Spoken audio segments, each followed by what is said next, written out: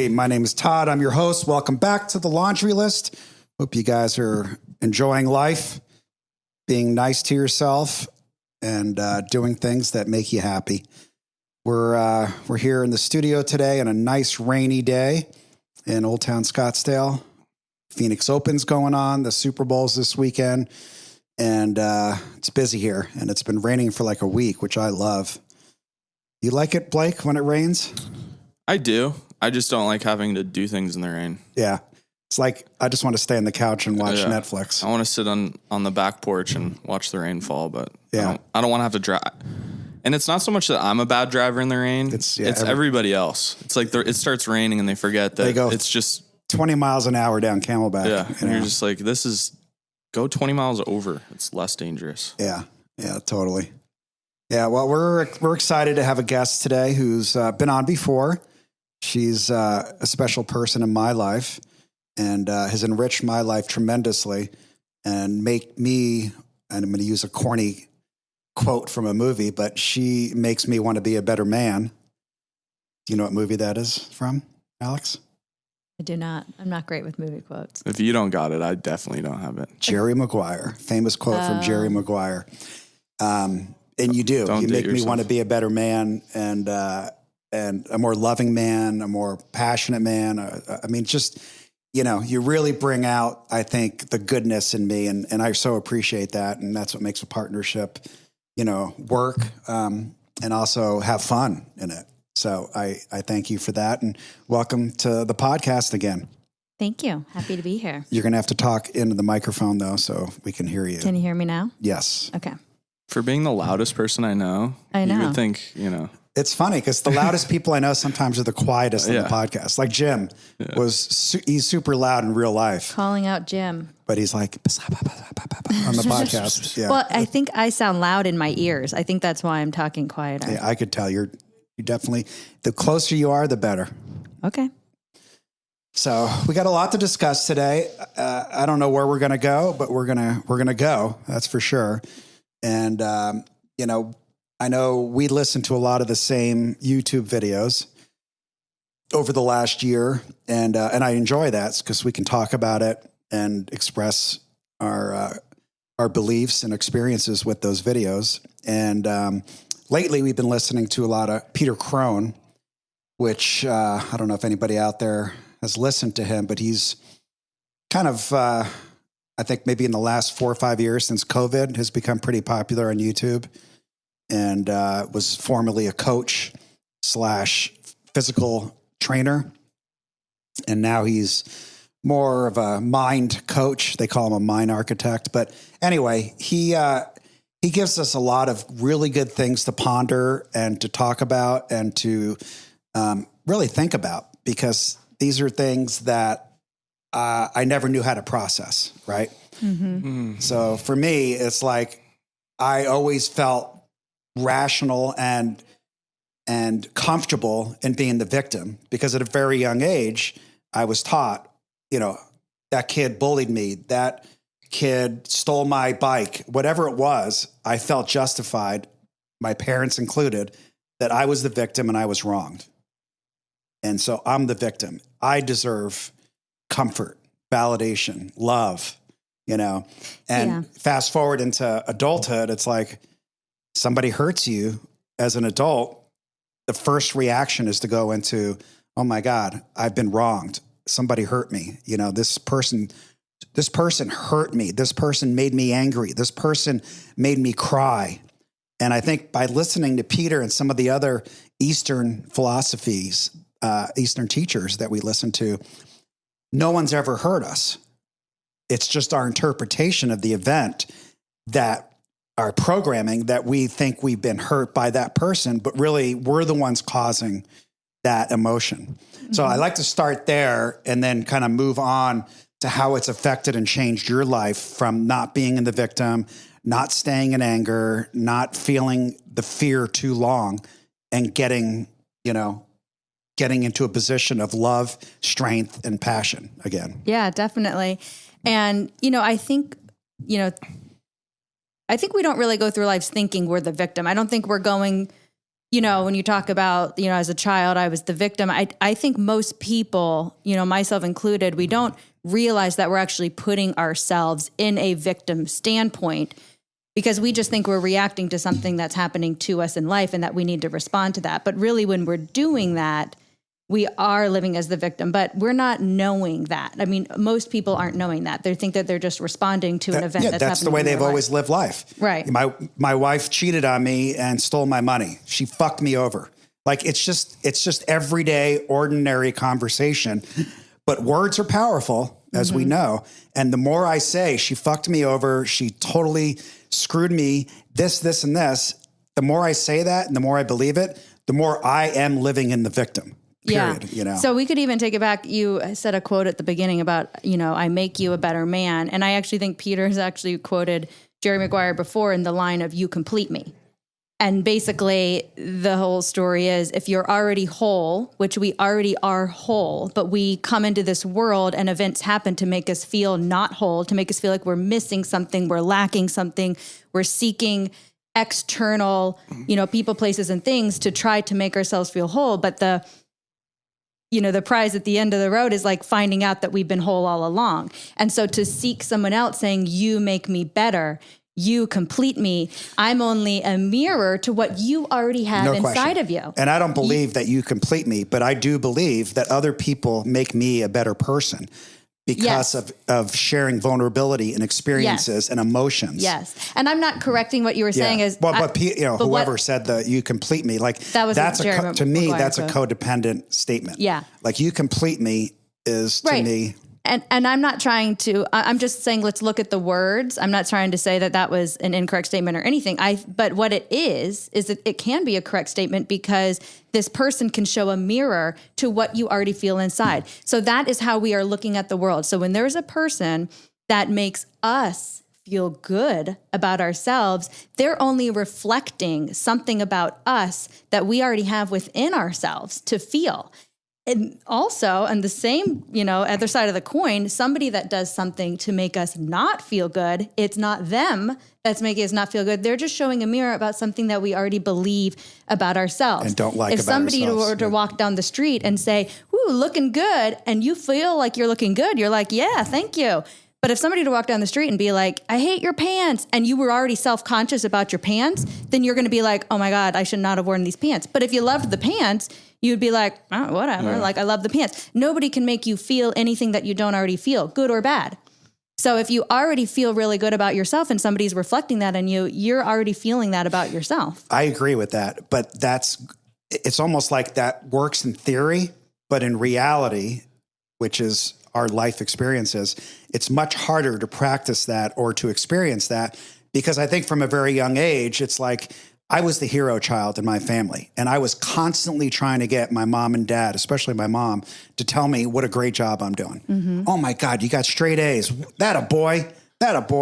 And not only that, I was trying to make my sister look bad so I would look better. Right. So not only was I trying to get all the validation, approval, and that a boys, I was trying to make someone else miserable so I would feel better. Right. So from a very early age, I figured out this is the playbook to get love. Because at the end of the day, all I want is the love inside of me. Which you already have inside of you. Which is inside of me. But the reason why you can't tap into it is because these stories get formed at a young age by our own selves, our own minds, our own egos, on the prisons, if you will, get built around why we can't be loved, why we can't be good enough. We start telling ourselves these lies. But at the time, and sometimes the rest of our lives, we believe it to be a truth. Right. So at a very young age, you started to believe the lie that unless you make your mom proud of you, your dad proud of you, and you're getting attention, then you're not lovable. Yeah. And there's something wrong with you. So this is the lie. This is the construct that then Todd Belfer has continued to live his life through.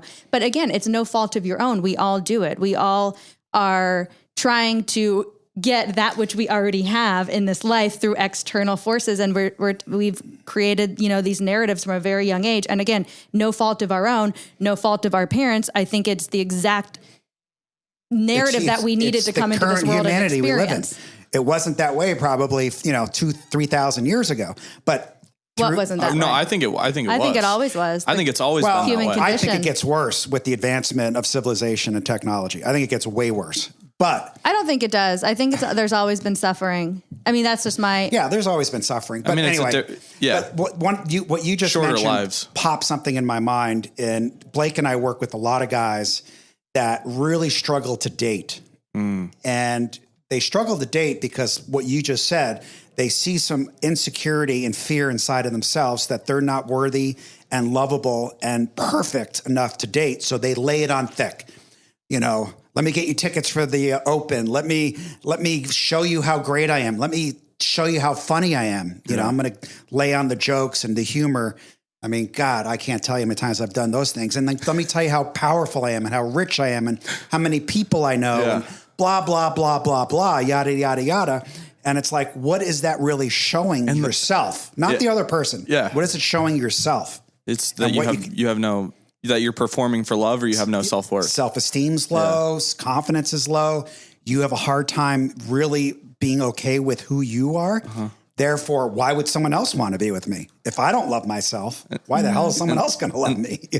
And a revelation I had is that's a lot of guys do it. I've done it. I did it for 10 years in a relationship and then a marriage, performing for love, all of those things. And now the thing that I enjoy the most is being open, honest, and vulnerable and being like, hey, this is, when someone asks me after I've gotten to know them, like, have you ever been in a relationship before? I'm like, yeah, I was married and just being honest and not saying like, oh yeah, she, did this and that and whatever, because that doesn't serve me.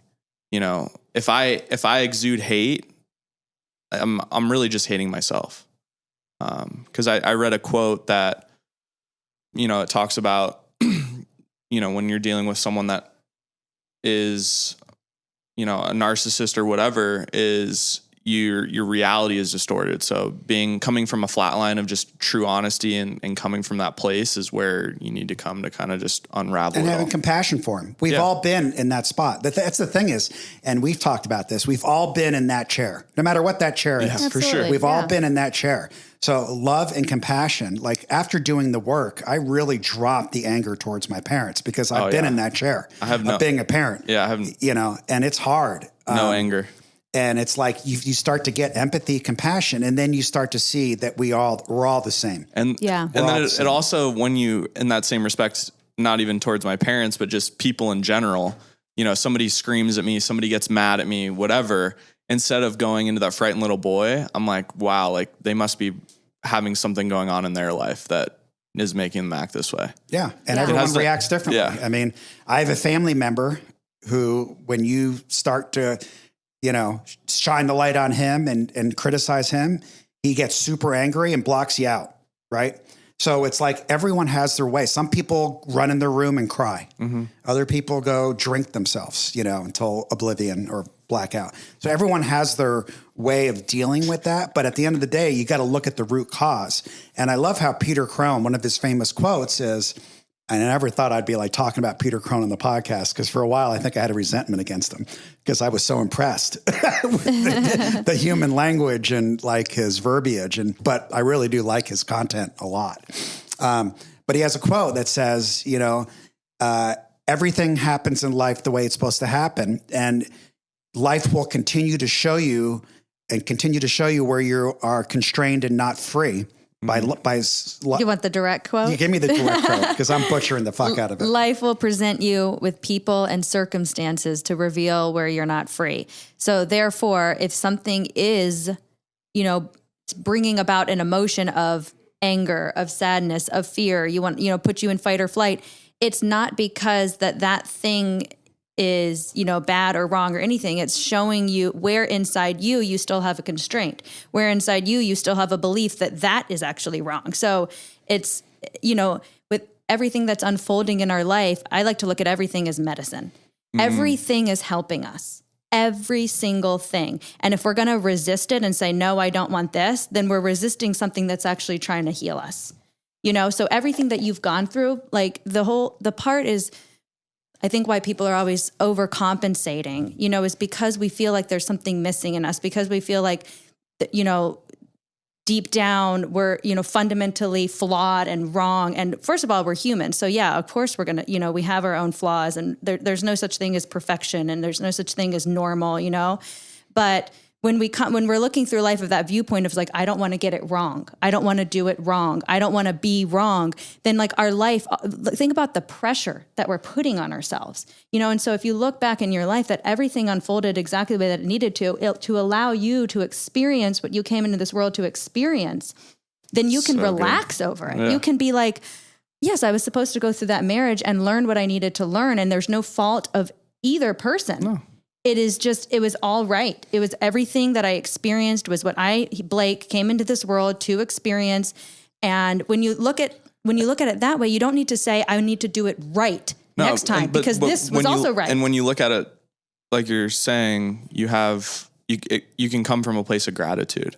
Oh my gosh. And, yes. and then like, yes. I'm grateful yes. that I went through yes. this experience, because I'm a big believer of, you have deaths of your former self as you're growing and as you're changing.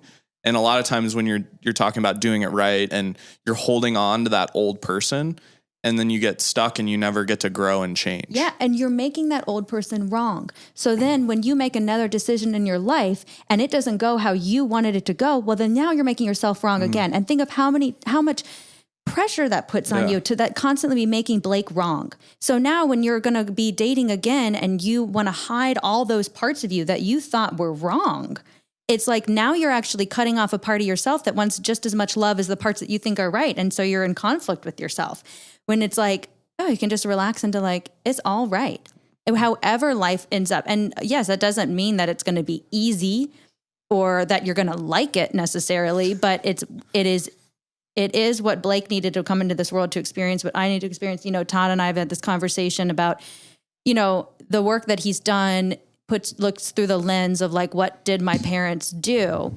And I like to look through the lens of like, what did my parents help to activate within me that I needed to continue to go through my life to experience what I needed to experience. To work on. So there's parts of Todd, in his childhood where he felt like he was wrong, he was bad, and it was his responsibility to make sure his mom's happy, make sure his dad's happy, to make sure that he is seen in a good light. And then that's, that was a part of Todd that got activated. That was a part that they didn't cause that in you. That is then how you reacted to then go out throughout life to be, until I started doing the work. And now I don't see it that way at all. Right. I see it more like you said. It's like my parents gave me the opportunity to work on things that I came into this life to work on. Absolutely. But there's another Peter Crone quote, which I will let you do since you're so good at the Peter Crone quotes, is life happens exactly the way it's supposed to happen.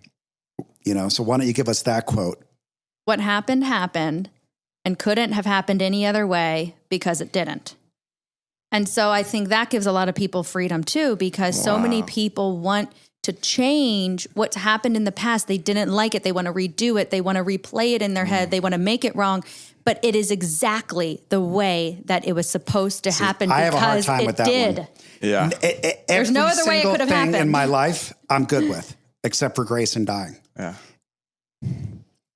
Everything else, the marriage, the money, anything. Mm-hmm. But having Gray die was one thing I can't say right now. Because, and I think the biggest part, now, not only that you lost a son and that is hard enough and that is sad enough, but you're looking through the lens that I think you came into this world to transcend, but through the lens of it's my fault and it is my responsibility to fix it. And that is a lot of pressure to put on yourself. I mean, feel the weight of that. Yeah, it's huge. The weight. It's heavy. Really heavy. Yeah, it's heavy. And you want to even think about let's talk about the body being the extension of the mind. I know there's times when you think about your weight and it's like, but just think about how much weight you are putting on yourself mentally and emotionally, carrying that. And your body is only the extension of how much weight you're holding on to, and it's, you can let that go because again, what happened couldn't have happened either way because it didn't. You couldn't have done anything finish different. That quote because there's another piece of that quote. And if we were to go start over from the beginning. So Peter also just, likes to discuss how we come into this world to fulfill whatever karma we needed to fulfill, whatever constraints we needed to transcend, so the constraint of it's my responsibility to make sure the people I love and care about are okay, are safe, are happy, whatever that fills in.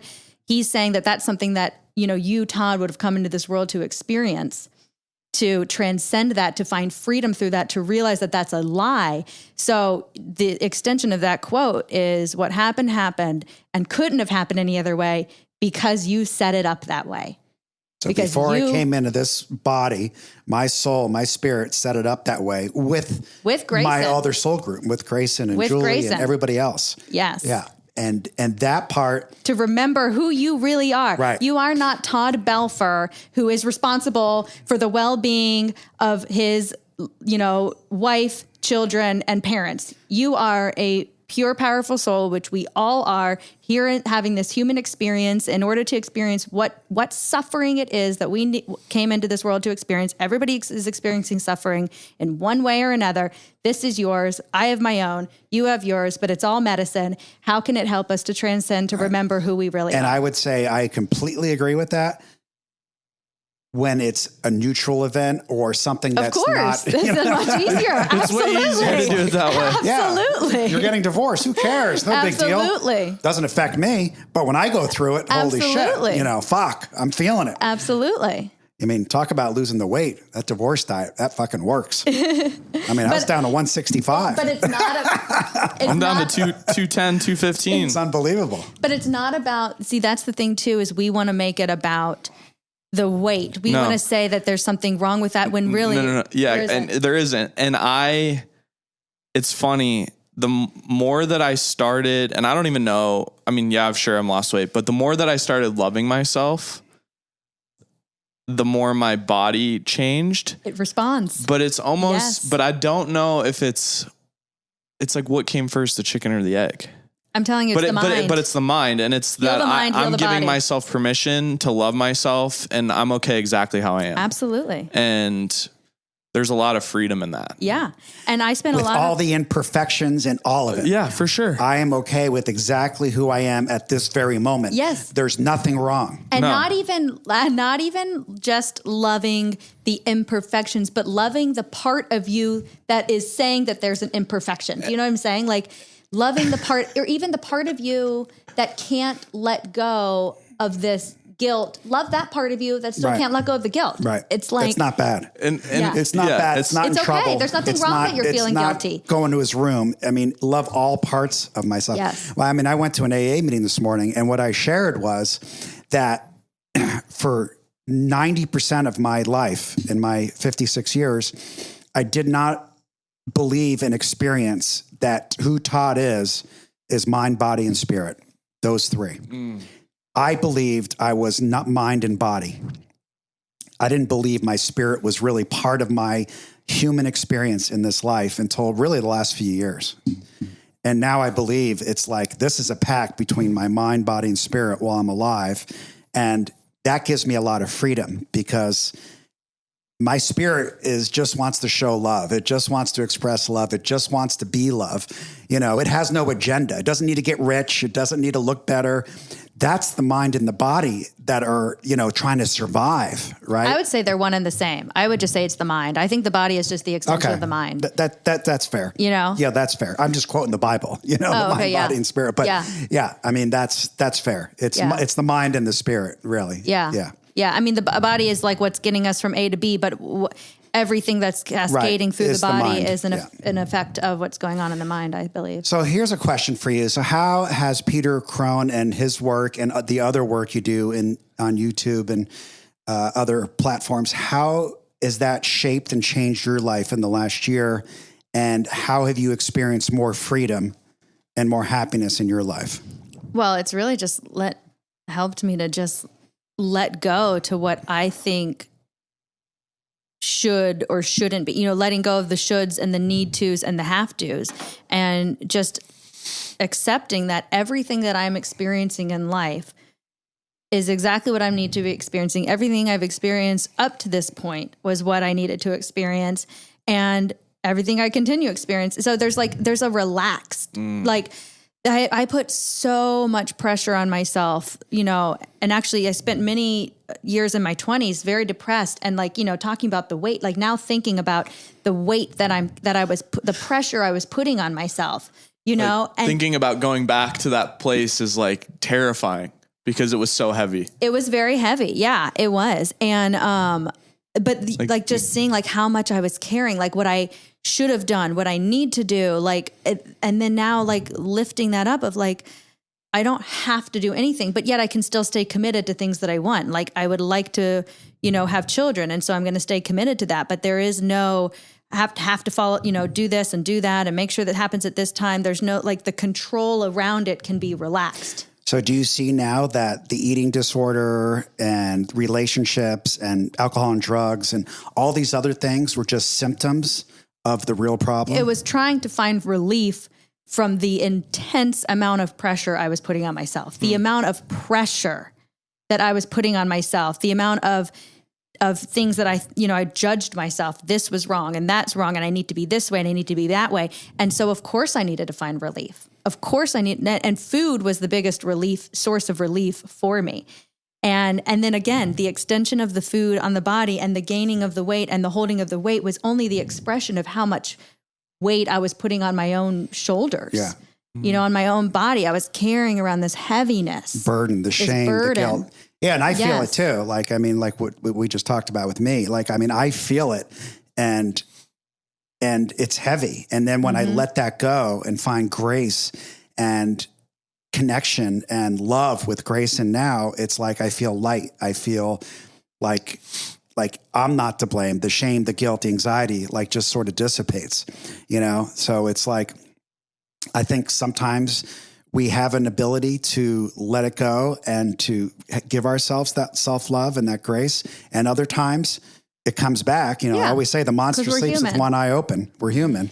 Yeah. And I would even change that verbiage is there's no monster. It's because then you're afraid of it. Then you're fighting it. It's one of my favorite things. It's just an emotion. All emotion is neutral. It's neutral. It's just how it makes us feel that we label it bad or good or scary or whatever.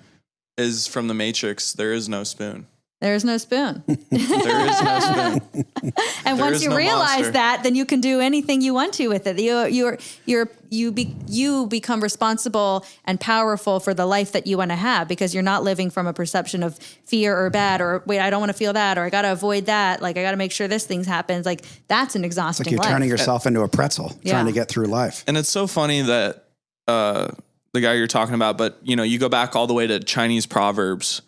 And the Chinese farmer, is it good or is it bad? I don't know. Yes. Right. And it's neither. It's been through the layers of time for 2,000-3,000 years. Yeah. Your horses ran away. How unfortunate. Well, I don't know. Maybe that's exactly. And then they find a bunch of wild horses that come back, and is that great? I have proof of that stuff too. Yeah. Yes. I shared this morning again, when coming into AA and to sobriety, what I thought was the worst thing that could possibly happen to me. My life's over. I'm never going to be able to have fun. I'm never going to be able to date. I'm never going to be a blah, blah, blah, all this stuff. Right. And it turns out it was literally the greatest gift that I've experienced so far in my life to open me up that I don't have to drink and use drugs and to anesthetize and to stop feeling my feelings, But I have many, many examples that what I thought at the time was supposed to happen didn't happen.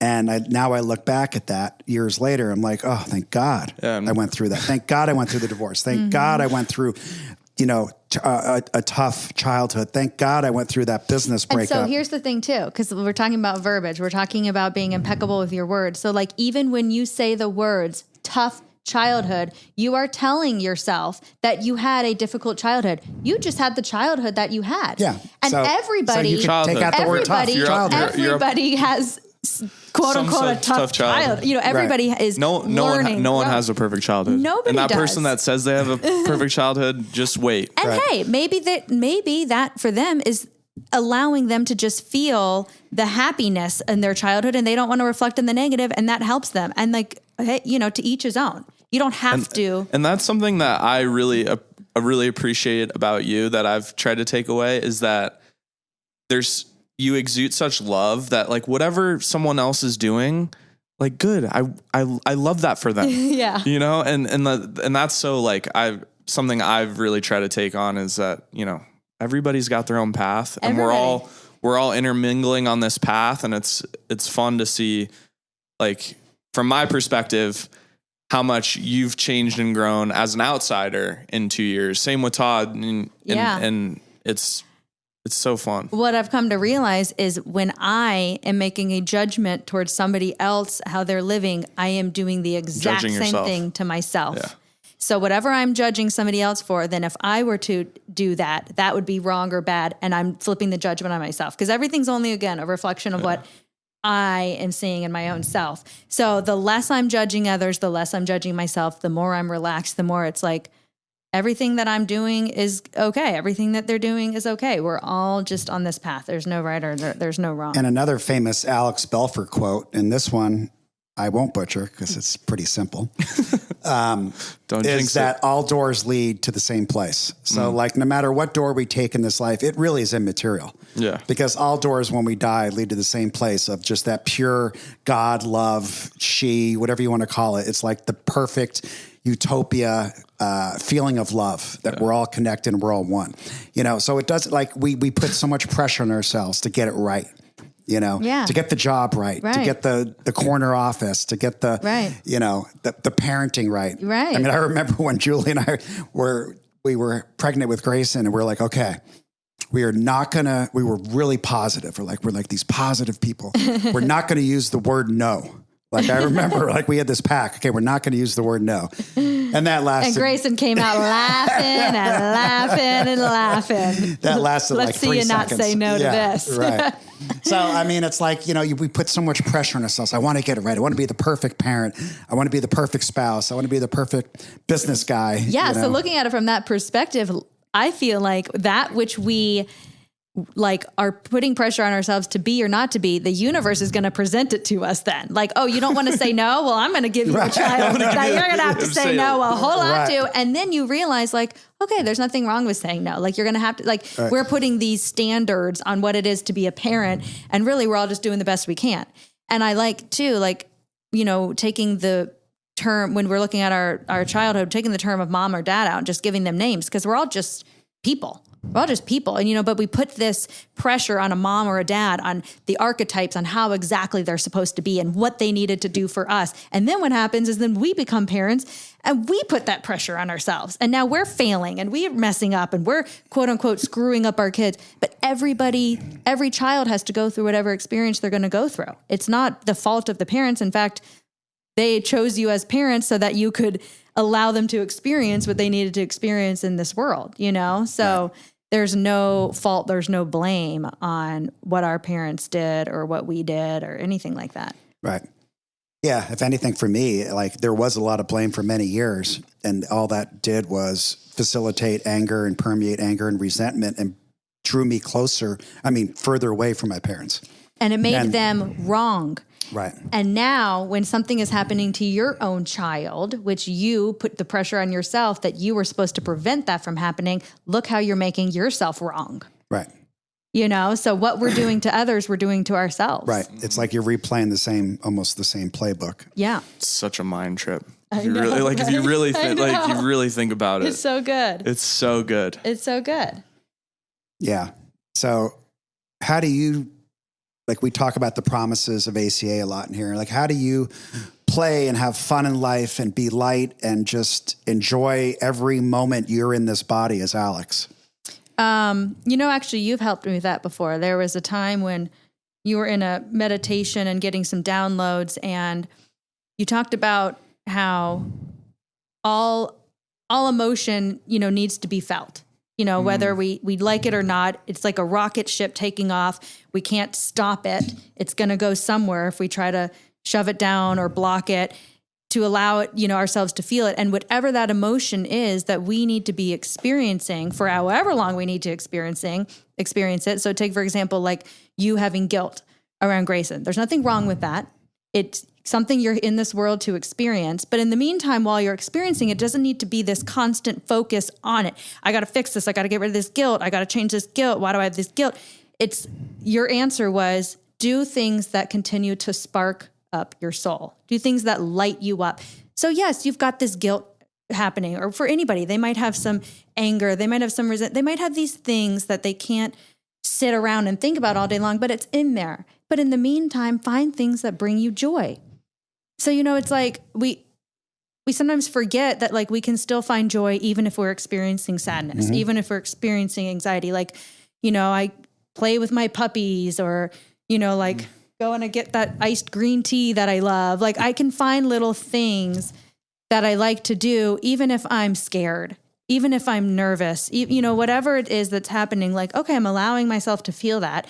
I don't need to shut it down. I don't need to, be in fight, flight, or freeze and figure it out and do something about it. But like, okay, what can I do that right now that like I might really enjoy? Maybe it's going to get an iced tea, or just going for a drive, or putting on a pot, like whatever it is, I can still do that while it doesn't mean that it necessarily always takes me out of that emotion, but I'm needing to experience that emotion for however long I need to experience. For me, it lightens, then it moves. It lightens it, and just almost like I'm not focused on it. It's not an obsession. I'm not focused on it. And it allows some peace and joy and love in my life, because I don't believe that shame and guilt and anxiety is self-love. Yeah, but there's also no judgment around it if we're experiencing it, because we're human beings and we're going to experience it. And sometimes you do just. Yeah, it's just when you hyper focus on it, it makes it worse. Yeah, right. Or you think it's wrong. It's like a little flame, and you're blowing air on it, and it's building and building and building, instead of just looking at the fire and it's there and it is what it is, and I don't have to do anything about it. Think about it if you're in fear. And then now you're thinking, I wish I wasn't in fear. Why am I in fear? Now you're adding like extra flames to the fire on just like obsessing about the fact that you have fear, and it's like, I'm afraid. That sleep example, like, oh my God, I have a phobia and anxiety if I can't fall asleep. I'm like, well, really? Well, like, what are you thinking about when you go to bed? Falling asleep. Like falling asleep. Like it's a self-fulfilling prophecy. Like you're not going to fall asleep because you're worried about falling asleep. Yeah, and then you're not falling asleep, and then you have something to do in the morning, and now you're worried about not waking up, and then that's keeping you up from not just going to sleep. Yeah. So then just saying the words of, it's okay if I don't fall asleep, makes you just relax. Like, oh, it's okay if I don't fall asleep. It's okay that I'm afraid right now. Oh, okay. It's okay that I'm afraid right now. It's funny because I had a period in 2010 where I had some sleep. I was very worried about falling asleep. It was when I was during my health anxiety. And I remember I called this guy who actually was at the meeting this morning, Bone Dry, Keith Brower, one of my good friends. Good. And I remember calling him in 2010 going, Bone Dry, I'm fucked up. I can't sleep. I'm freaking out. I got this health anxiety. I'm losing my fucking mind. I got to get some sleep. I haven't slept in 3 days. He goes, Todd, no one's ever died from lack of sleep. So don't worry about it. Click, and like, I'm like, oh, well, Bone Dry said it's okay. Well, then I'm good. Yeah. And like I fell asleep that night, no problem. That's awesome. So it's like I released the constraints I had on myself that to it put was on wrong. This pressure. Yeah. That it was wrong. I'm not going to perform. My wife's going to leave me. My kids won't talk to me. I'll lose all my money and my life will just crumble because I can't sleep. I mean, it was that the self-fulfilling prophecy. I was going down. Mm-hmm. Yeah. And then all I heard from someone I respected and loved, hey, no big deal. Whatever. No one's ever died from it. Click, Mm-hmm. Yeah. And I just dropped it, just dropped the mic and it was all good. And if all those things happened, like we said, that's what was meant to be. Yeah. But I'm thinking about like all the things you just listed, like you'd lose your money, your wife would leave you, your kids wouldn't talk to me. So think all of those things were external versions of love for you. Mm. So you thought that if those things happen, you won't have love. So think about like how many people walk through life that way, that if they lose somebody, something, they won't have love. And how empty does that feel until you realize that you are the love? You are the love. Mm-hmm. They're only reflecting back that love that you have inside yourself. Not to say that it's not hard or difficult if your kids don't like you and your wife leaves you, but I feel that that's life just presenting with you the exact things that you need to experience in order to discover that they are not the sources of love. The love is inside of you. Right. So everything that you're experiencing right now with Grayson, I think, is just Grayson helping you to realize he's not the source of your well-being, your happiness, your love, that you are. And the ultimate test is, can you find that within yourself? Stay tuned. Stay tuned. Yeah, no. Yeah, that's really good. That's really good.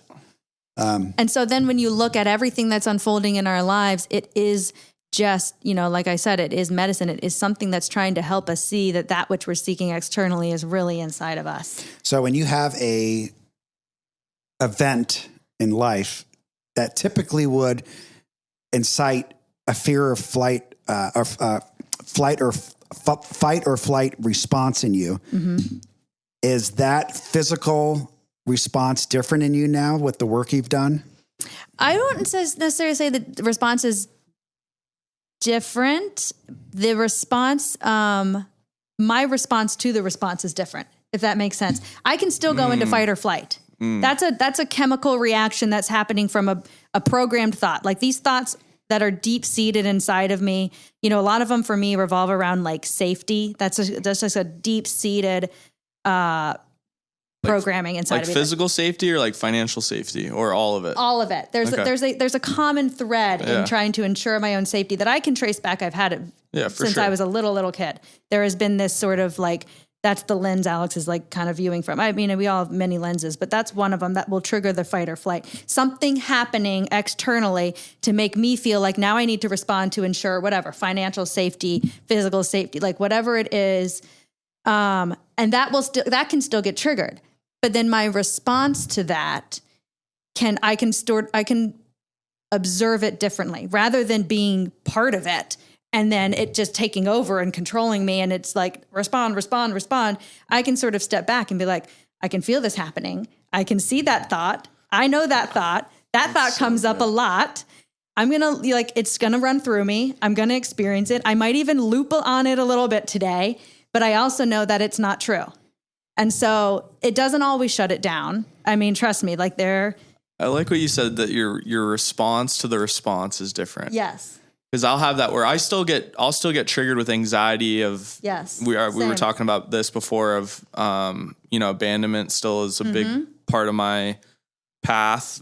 And the actions that I choose to make as a result of that feeling are drastically different. Well, it's the actions, but it's also the self-talk too. Yeah. The self-talk. Yeah. But I'm just saying that I wouldn't, where before I feel those things and I would immediately go try to change it and do everything and latch on and, start dancing for my supper. Respond to it. Automatically. Where now it's like, oh, I have this anxiety. This is, Yes. And just I'll probably sit here for a little bit. I don't need to wonder respond how to this long text this is going to last. Yeah. Well, and that's something here.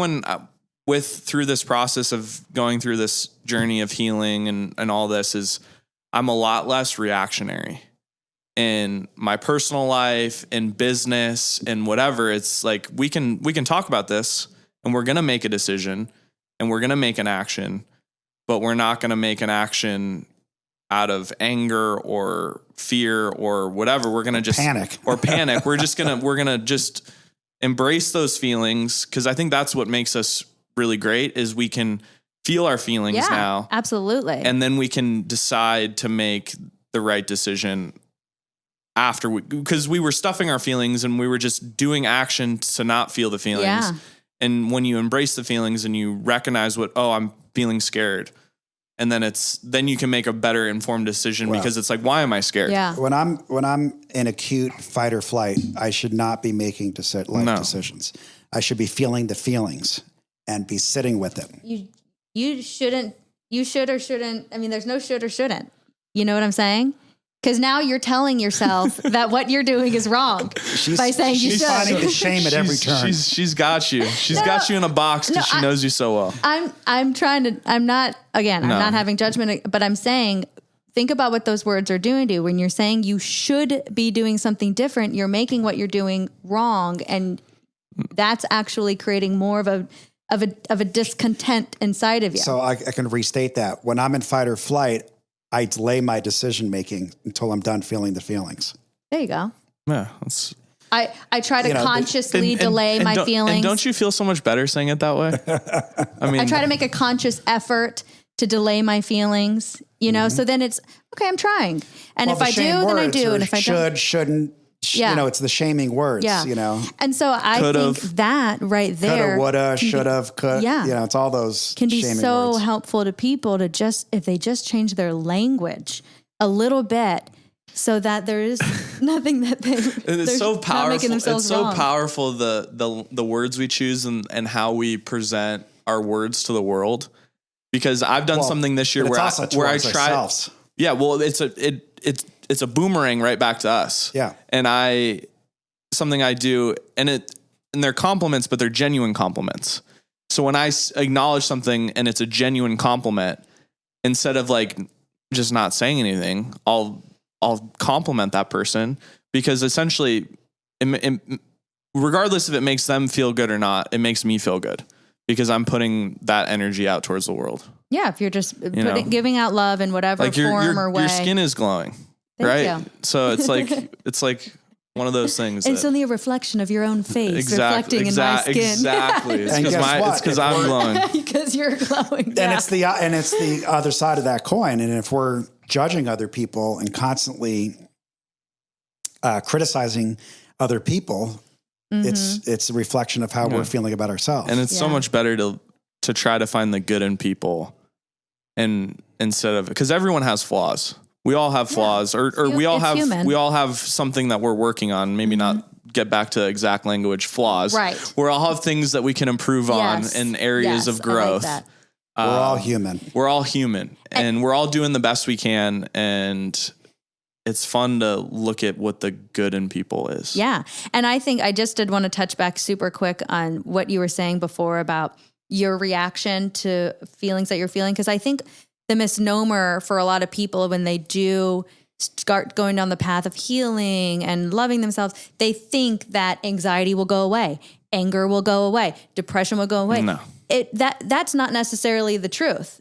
We are going to always have, and I don't even want to label it negative emotions or positive emotions, but we're going to have uncomfortable emotions for the rest of our lives because we're human beings. I mean, even the most enlightened monk, I've heard, some speak and they talk about how they still feel human emotions because they're human. I mean, even Jesus had moments of outbursts of anger, of fear, we're human beings. So to think that, why is this anxiety still here? I've been doing all this work.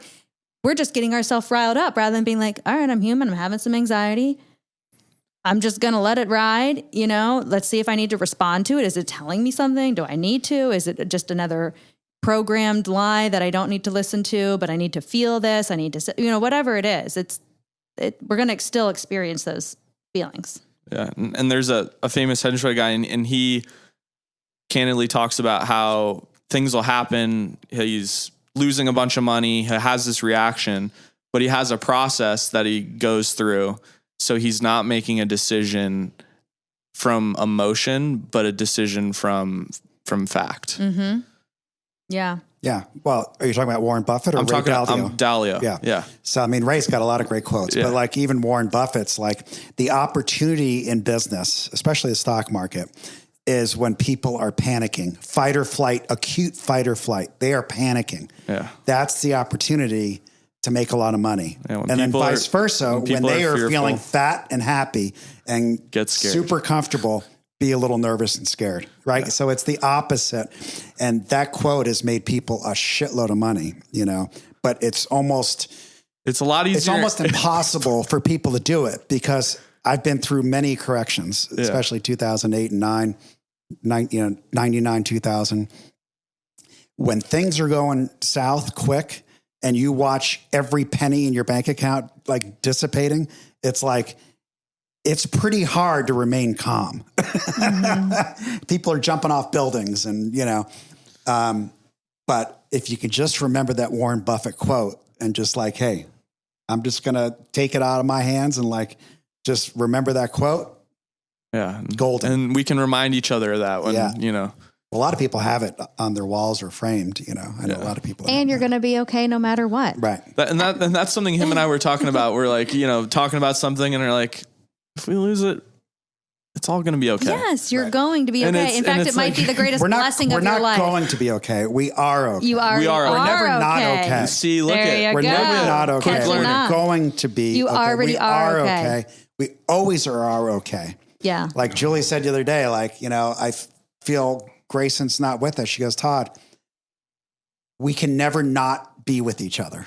Yeah. Like it's impossible. Yeah. Yeah, exactly. You can never not be with each other. You can never not be okay. It's just, And we get signs and daily. and think about too how that feels. I can never not be okay. I am okay always at all times. No matter what. And there's such freedom in that. So much freedom. Because my whole mantra for this year is just get in the middle of the river and see where it's going to go, and wherever we're going to end up is where we're supposed to be. Yes. And there's freedom, and I don't have to worry about what's going to happen next month, where am I going to be in a year, what's going to be in 5 years. Because you don't know that 'Cause I'm getting whatever you think is going to be, it's a made up story in your head. You could be a millionaire or you could be homeless. Or I could be living in Ross and Alessandra's backyard, and that would It's imagination. and that would be That okay sounds too. like create fun. whatever future you want because it's your story. Because I'm getting out of the outcome business, and I'm just enjoying the process. Yeah. And you were Well, talking enjoying the about, And that's all we have. and you were talking about just going and getting iced tea and or whatever, is just enjoying being in the moment. Mm-hmm. So for me, I like riding my bicycle at night, like 10:30 Ooh, at I night. love I that. literally will be That's awesome. buzzing around town. And I was doing that on the scooter for a while. Yeah. Like when we came back from the end of summer, I was doing that at nighttime, just like letting the And wind hit It's my the face. awareness of your present circumstances and experiences. Because I know when my mind is focused on something else, going back to the health anxiety. I was in Italy, in Capri, most beautiful places in the world, staying at this 5-star resort, literally overlooking miserable though. Yeah, the Mediterranean. And I was so stuck in my head about this health anxiety that's all I can think of 24/7, and I'm like, Julie's like, hey, look at this beautiful, the Faralleone and all this gorgeous stuff we're looking at. I'm like, oh, okay, that's nice. And then right back into the prison that I was in, the sinuses, Can you compare that feeling to what you're feeling now? Is it similar at all? It's definitely not as strong and heavy as it was then. Then it was life-threatening. Like, That was a survival. That was you're I going to was die. coming up with ways to end it You're because I was in dying. so much pain. Yeah. Like I was coming up with, okay, how am I going to do it? Because I need to get out of this pain. Versus now is more like it's, what? It's heavy at times, but it's more, I think I'm sad and grieving that part of me that identifies with the responsibility of keeping your child alive. So it's more like I'm mourning and sad with that little kid that feels that responsibility. You know what I mean? Does that makes any sense? It makes so much sense. You feel like you're a little kid that's in trouble right now. Yeah, Like, but I know that's not true. But Right, of course. But you I'm know- feeling his feelings with him, Yeah. and being there for him, but also being there for myself to feel the feelings. Yeah. And I think a lot of the tears and a lot of the emotion is just what, like I said in that meditation, it's just what I need to go through. Yeah. And there might be pieces of that continue until I'm done with this. Yeah. This person of Todd, but that's okay. So I think if you continue with that perspective of consciously knowing that, you're not this little kid that's in trouble, but subconsciously you're feeling that way, and also accepting that that's a part of you that needs to be feeling that way, maybe, it might help take some of the pressure off of yourself on feeling so bad, about yourself, on feeling so judgmental on why you're feeling this way, or not wanting to feel those feelings of whatever guilt. Like maybe you can take the pressure. I'm just be like, I'm supposed to be feeling this. It's okay that I feel this guilt. It's okay that I feel like I've done something wrong. Like it's okay. Mm-hmm. And maybe that can take some pressure off of you. Like it's okay that I'm feeling this way. Yeah, it's that's okay. Good. That's good. And then the Peter Crone quote also I love is like, it couldn't have happened any other way because why? Because it happened and we set it up this way. That gives me some relief and some freedom. Like I don't have control over Absolutely. this, And then so that can give you freedom around, your other son, around your future children, around other people where you feel that responsibility to make sure they're okay. Just understand it's all going to unfold the way that it needs to. My only responsibility is love. I'm going to love them, whatever they're going through, good, bad, or ugly.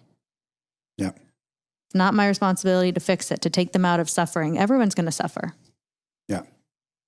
And there's nothing, and it is. And guess what? Grayson is not suffering. Yeah, that I know.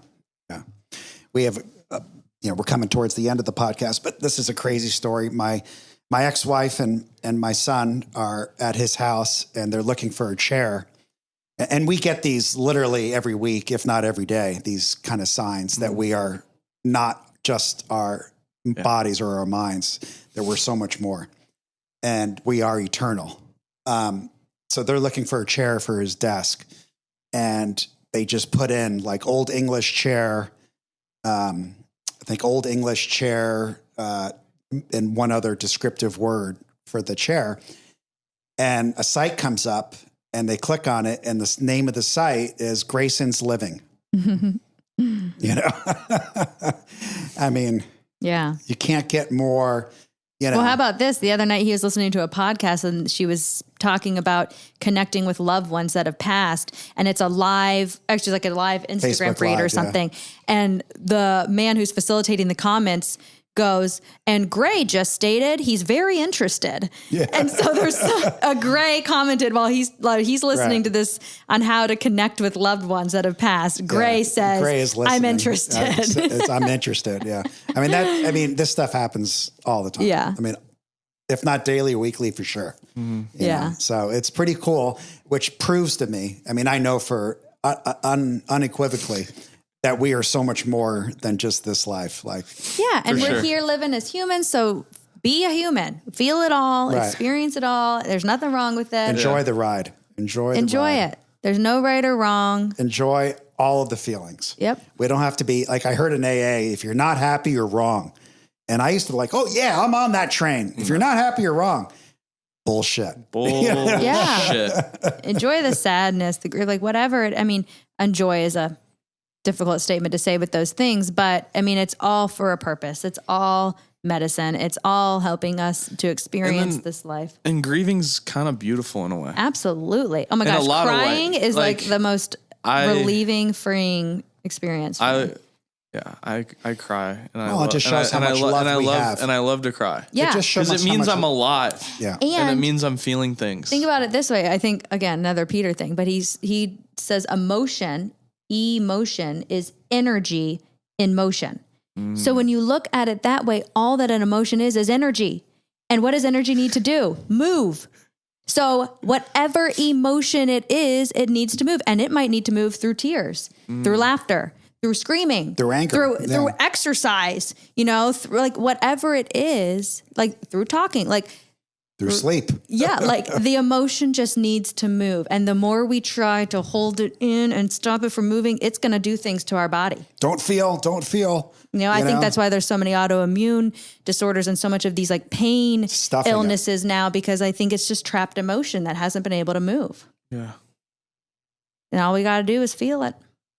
Feel it. Feel your feelings. Not to say that that's easy, because some of these feelings are extremely difficult and painful, and sometimes we need more help. And the more you unpack, sometimes you do need that professional help. Absolutely. Absolutely. Because there's sometimes like very deep-seated some deep stuff emotions in there. But, yep. Well, thank you for coming on the podcast. This was wonderful. This was great, guys. It's so good to see you. Awesome. I'm excited to listen to this and for you guys to listen to it. And it's pretty cool because I can confidently say there's not very many, I don't know of any, married couples that can talk on that level. Like me just sitting here, and I'm grateful to be a part of it, but that's something I can definitely would aspire to. So it's a lot of fun. It is. It's cool to see. I've never experienced it either. Yeah. It's I don't beautiful. know if you have, Alex. I've never been married, so no. No, a relationship that has. No, I haven't. But I think as you continued, Blake, just finding freedom and being Blake, and knowing Blake can't do anything wrong is you're going to reflect that out into the world, and you're going to find a woman who is on the same energy vibration, who is also free and is, not feeling like there's anything wrong per se with her, and that she just wants to enjoy life and find another partner who's on that same wavelength. That could be you. Yep. Like attracts like. Yeah. As Donnie likes to say, your vibe is your tribe. There you go. It's true. It really is. Like, I do really feel like depending on how much freedom we have is how high we're vibrating. And then it attracts like. If I'm vibrating at this place of, fear, distrust, paranoia, like, how am I going to find a partner at that level? Because I'm going to be looking through the lens of like, oh, well, they're going to wrong me. They're going to leave me. They're going to cheat on me. So guess what? I'm probably going to find somebody who's going to wrong me, who's going to leave me, who's going to cheat on me. You and steal from because me, right? that's what I'm seeing. But if you're looking at the world as like, hey, I just want to, have fun and find somebody else who wants to enjoy life. And, hey, what if we last 2 months or 20 years? Great. I'm okay with it. And then you find that, spirit, that similar spirit, and you're okay. Hey, all right, maybe we'll be together for these 2 months and we're going to have so much fun. And then it's like, okay, now I'm going to go on to something else. You're not trying to control the uncertainty of life. I need to get the Belfer burner account so I can send you some stuff that comes across on Instagram. All right. Well, thank you very much, Alex, for coming on. That was very enjoyable. Fun. And now we can go play with our puppies. We're going to get all our puppies together. Oh, yeah. Blake's bringing Ralph over. Yeah. It's going to be fun. And Ralph's going to play with Niles and Daphne. And for those that don't know, my dog probably weighs 95 pounds. And ours are probably 15. 9 pounds. It's going to be fun. It'll be good. All right. Well, thanks, guys. Please be nice to my friend this week. And we will see you next week on The Laundry List.